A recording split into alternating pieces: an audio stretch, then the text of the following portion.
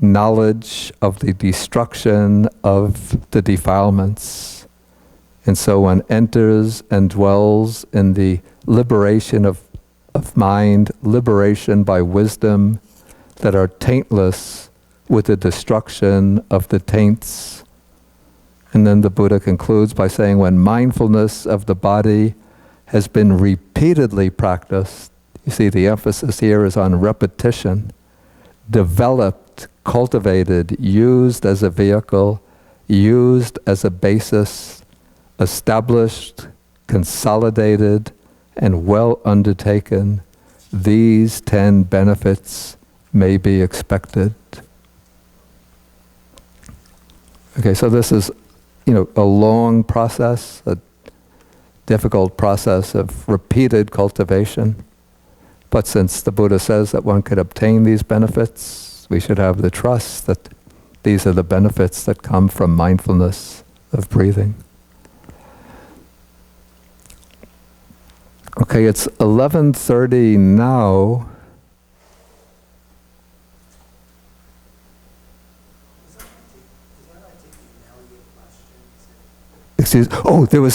That reminds me, somebody handed me an internet question.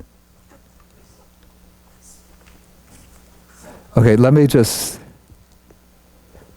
in Sutta 62, space is discussed, but not mentioned in this sutta. Why?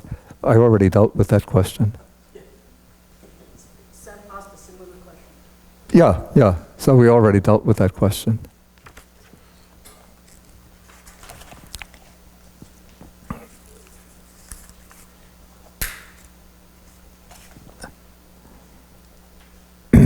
Okay, I should just mention a few things coming up. I'm sorry about this, but the next sutta class will be the first Saturday in October. That's because next weekend I'm supposed to participate in some program at the Garrison Institute. Then the weekend after that, there'll be a meditation retreat here at the monastery, starting on the evening of September 19th and continuing, that's a Friday evening, continuing until Sunday, which is September 28th. And so that extends over the Saturday. And at the same,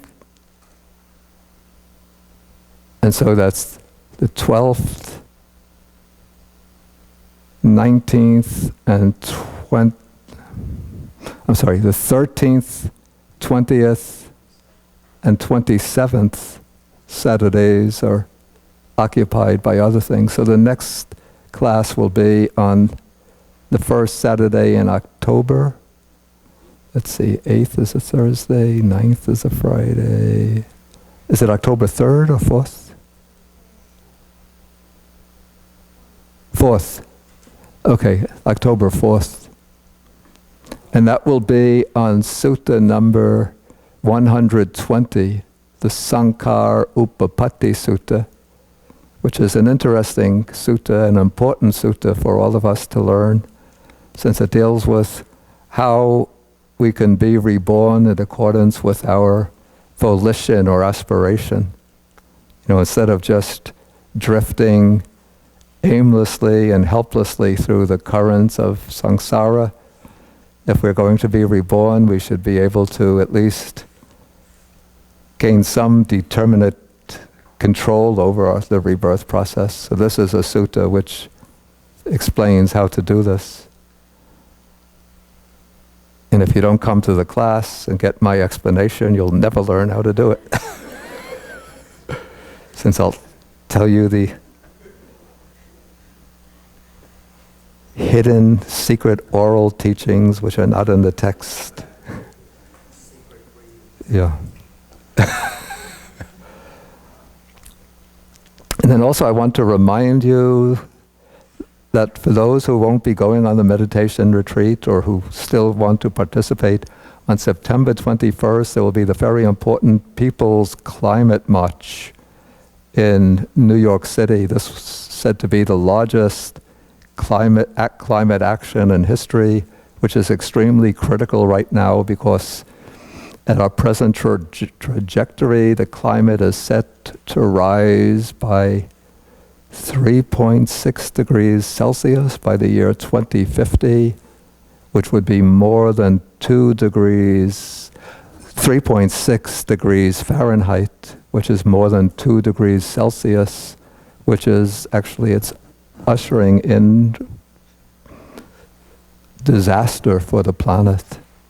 And if we don't change course very quickly and very drastically, we're going to be going even beyond 2 degrees Celsius up towards 4 degrees Celsius, which means pretty much the end of human civilization as we know it.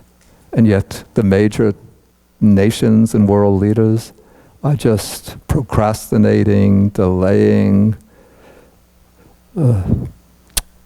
refusing to take effective action because they're pretty much all in the grip of the fossil fuel companies, the fossil fuel corporations. And so the following week there's going to be a major conference at the United Nations called by the UN Secretary General Ban Ki-moon of world leaders. And so the purpose of the march is to communicate to the world leaders that it's time to take action, that the people of the world can't wait. Now, if you'd like to join the march, see, there's going to be a large interfaith section of the march. They're expecting 10,000 people from different faith communities to be marching. And part of the interfaith group will be the Buddhist group. So if you want to join the Buddhist group, if you give me, just write on a slip of paper your email address, I will then send you the contact address, the contact email, to get the information from the organizers of the Buddhist section of the march, so you know where they're going to be meeting, and then you can join that section of the march. Okay, so we'll end. You could just write it on a slip of paper and put it up here. Oh, that's a good way to do it. Okay, so now we end by sharing the merits. Oh, and let me also remind you that on November 1st, that's a Saturday, Buddhist Global Relief will be having its annual New York City Walk to Feed the Hungry. This will be in New York City, in Riverside Park. But if you're living closer to in Connecticut or closer to Connecticut, there'll be a walk in Connecticut, a BGR walk in Connecticut, the following Sunday, November 9th. And you can join that walk instead, or you could join both if you like. And Allison Joe, who sometimes comes, is in charge of that walk. But if you go to the Buddhist Global Relief website, all of the walks are listed there with links to the people who are the coordinators for each walk. And so if you're joining the Connecticut walk, then you could click on that link and then you'll get information, more detailed information about the walk in Connecticut. Okay, so let us end by sharing the merits with the deities, the devas, the Buddhas, the spirits, and so on.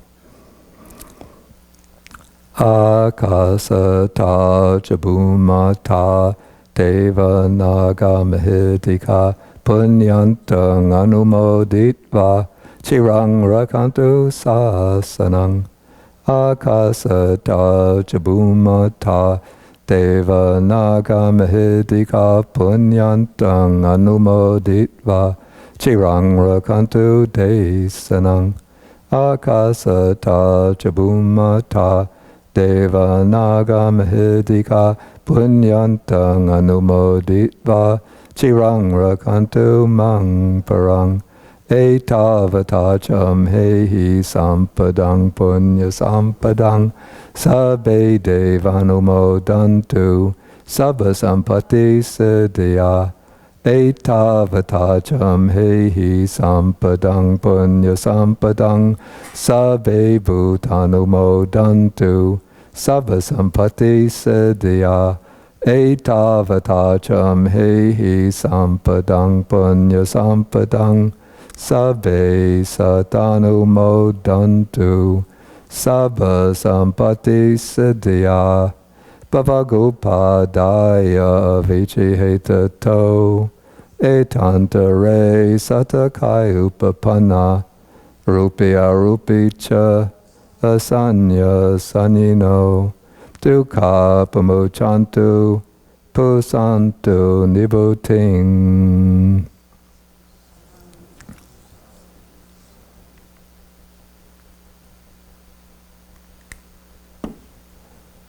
Okay, we could stand and then end with 3 short bows to the Buddha.